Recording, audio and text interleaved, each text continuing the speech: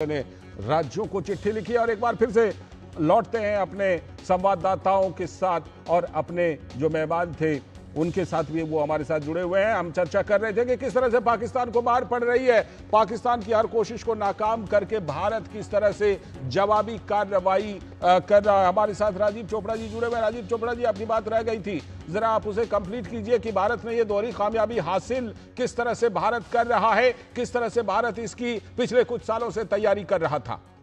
देखिए, हमने पहले बताया था कि हम कोई इसके बाद स्ट्राइक नहीं करेंगे, पर अगर पाकिस्तान कोई स्ट्राइक करेगा तो उसका मुंह तोड़ जवाब देंगे जी। जैसे आपको मालूम है कि उन्होंने रात को परसों स्ट्राइक किया। हमने हमारा जो एयर डिफेंस सिस्टम है, जिसमें रडार्स होते हैं, मिसाइल्स होती हैं, गन्स होती हैं, मिला जुला सिस्टम होता है, इंटीग्रेटेड एयरफोर्स और आर्मी का होता है। इसमें इंटायर बॉर्डर जो एलसी है, आईबी है और रडार से कवर रहती है, और जब टारगेट कोई डिटेक्ट होता है उसको लॉक ऑन कर लिया जाता है और फिर मिसाइल्स और गन्स को आदेश दिया जाता है जो भी जितनी रेंज में होते हैं उनको हवा में ही बर्बाद करने का। कि हमारे जैसे मैं बता रहा था S-400 सिस्टम जो रशिया से है, वर्ल्ड का नंबर 1 सिस्टम है, ये हमने वहां से इंपोर्ट किया हुआ है। साथ ही साथ हमारे DRDO ने हमारा आकाश सिस्टम बनाया है, वो भी बहुत अच्छा है। L-70 Zu-25 गन्स जो हमारे हैं, ये सारे मिसाइल सिस्टम ने हवा में ही इन सारी मिसाइल्स और ड्रोन्स को बर्बाद कर दिया। उसके बाद हमारे इलेक्ट्रॉनिक वॉरफेयर सिस्टम ने इनके कम्युनिकेशंस को नाकारा कर दिया और यही S-400 और आकाश मिसाइल हमने और ड्रोन से इनके बड़े शहरों में, जिसमें पाकिस्तान का लाहौर, रावलपिंडी है और सियालकोट है, उन पे अटैक किया मिसाइल से। जैसे कि खबरें आ रही थी कि पूरा लाहौर की मिसाइल सिस्टम जो इनकी चाइनीज बैटरी है HQ-9 मिसाइल बैटरी, उसको पूरा बर्बाद कर दिया। उसके बाद वहां काफी दहशत फैली, उनका पूरा एयर डिफेंस सिस्टम ब्लाइंड हो गया और उनकी एयरफोर्स को बहुत दिक्कत पड़ रही थी अगर कोई इनको ऑपरेशन करने से। उनकी वजह से उनके ऑपरेशन भी निकारा हो गए। ये हमारी बहुत बड़ी सफलता है और आप देख रहे हैं कुछ हमने डेब्रिस भी मिल रहा है हमें। बिल्कुल, उनकी जांच होगी, बिल्कुल, उसमें वो आपको मलबे यकीन मिल रहे हैं मानिए। सबूत के तौर पर। मैं लौटता हूं आपके पास, मैं आपके पास लौटता हूं। अश्विनी के पास चलते हैं। अश्विनी, आप कुछ और भी उस समय जोड़ना चाह रहे थे कि किस तरह के हालात बॉर्डर पर हैं, और ये भी जोड़ लीजिएगा कि पाकिस्तान एक बार फिर से अपने भाड़े के टट्टुओं के सहारे हो गया है क्या, जिस तरह से वहां पर 7 आतंकवादियों को BSF ने मार गिराया है। निश्चित तौर से आतंकवादियों को जो सीज फायर वायलेशन के अंदर वो आतंकवादियों को भारत की सीमा में प्रवेश कराने की उसकी हमेशा रणनीति रहती थी। 7 आतंकवादियों को मार गिराया गया है और जो बचे हुए आतंकवादी तो भाग गए हैं। दर्जन के आसपास आतंकवादियों की संख्या बताई जाती है, यानी कि पूरी तरीके से पाकिस्तान को उचित तरीके से जवाब दिया जा रहा है। लालचंद जी, इससे पहले जो आप सवाल कर रहे थे कि पूरा का पूरा हमारा जो एयर डिफेंस सिस्टम है किस तरीके से हम कामयाब हुए, वो नाकामयाब हुए, उसमें एक कारण ये भी है कि ये रातों रात नहीं बना है।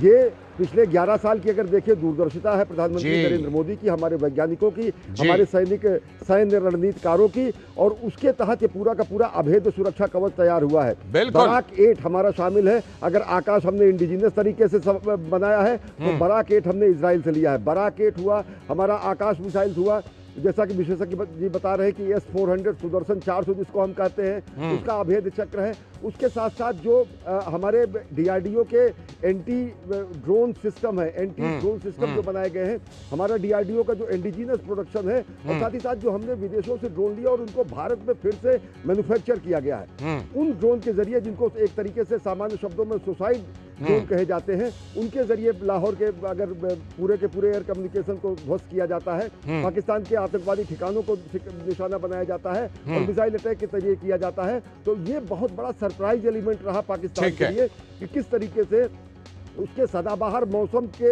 मित्र के HQ-9 को हम अब भेज देते हैं और हमारा का पूरा अभेद्य सुरक्षा कवच बना रहता है। तो यानी कि जवाब कई मोर्चे पर दिए गए हैं। हिमाकत अगर करेगा तो मुंहतोड़ जवाब मिलेगा। बिल्कुल, वो जवाब मिल रहा है। दिखाऊंगा देश और दुनिया देखे लालचंद बस 2 मिनट के लिए कि किस तरीके से केवल रिहायशी इलाकों को निशाना बना रहा पाकिस्तान। बौखलाहट का ये परिचय है, बौखलाहट का परिचय है। ठीक है, एक महिला की मृत्यु हुई है और साथ ही साथ एक महिला घायल है। सुचारू उपचार उनका किया जा रहा है, लोगों के यहाँ से सुरक्षित स्थानों पर भेजा गया है। लालचंद, ठीक है, मैं लौटता हूँ सीधे अमृतपाल सिंह का रुख करते हैं। अमृत, अमृत, आज पाकिस्तान की संसद से एक सांसद का कथन आ रहा है, अपने प्रधानमंत्री को बुज़दिल कह रहे हैं। कल पाकिस्तान की संसद से एक सांसद का बयान आया था कि भाई हम तो हर जगह से मारे पीटे जा रहे हैं, अब बस ऊपर वाले की दुआ चाहिए, नेकी करेंगे नहीं और ऊपर वाले की दुआ चाहिए। उससे पहले एक सांसद कह रहे थे जी अगर कोई ऐसा कन्फ्लिक्ट होता है तो हम तो लंदन चले जाएंगे।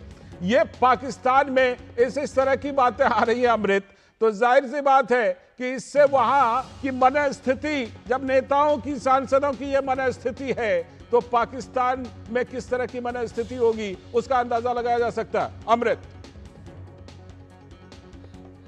जी बिल्कुल, देखें आवाम की बात कर लें, चलो नेताओं में तो पॉलिटिकल एम्बिशंस होती हैं, वो एक दूसरे पे फिंगर पॉइंटिंग करते हैं, जो इस तरह के नाटक दिखे जाते हैं पार्लियामेंट में या लेजिस्लेटिव बॉडीज़ में, उसको आप पॉलिटिक्स को भी इस्क्राइब कर सकते हैं। ऑब्वियसली शहबाज शरीफ पे सवाल तो उठ ही रहे हैं कि जिस तरह से आपने पूरे वाक़या को हैंडल किया और जिस तरह से ये पूरी एस्केलेशन हुई, पहले तो इंटरनेशनल कम्युनिटी पूछ रही थी, अब उनके अपने लॉ मेकर्स, अब उनके अपने सांसद अपने वज़ीर आज़म से ये सवाल पूछ रहे हैं। पर आवाम की बात करें, उन बेचारों का क्या कसूर है कि उन पर ये मसल्लत किया जा रहा है। इकोनॉमी का बुरा हाल है, वो हैंडल नहीं हुई, पॉलिटिकल इंस्टेबिलिटी है, फिर आप आतंकवादियों को पनाह देते हैं, अपनी आवाम के साथ आप झूठ बोल रहे हैं। भारत की जो मिसाइल स्ट्राइक्स थी पहलगाम के आंसर में जो 7 मई को हुई थी,